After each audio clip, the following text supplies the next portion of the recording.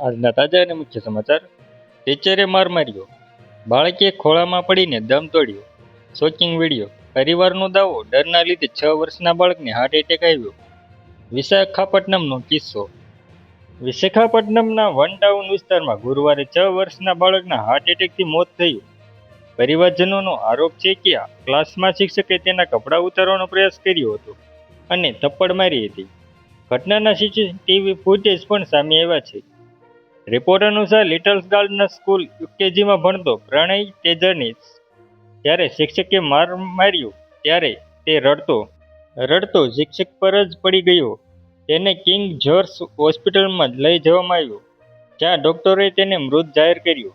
બાળકના પરિવાર અને સંબંધીઓએ હોસ્પિટલની બહાર પ્રદર્શન કર્યું. તેમનો આરોપ છે કે શિક્ષકને મારપીટના કારણે બાળકની મોત થયું. પોલીસે બાળકના મૃત્યુના કારણની તપાસ શરૂ કરી દીધી છે. અધિકારીઓ સીસીટીવી ફૂટેજ અને મૃત્યુ સાથે સંકળાયેલી પરિસ્થિતિઓની તપાસ કરી રહ્યા છે.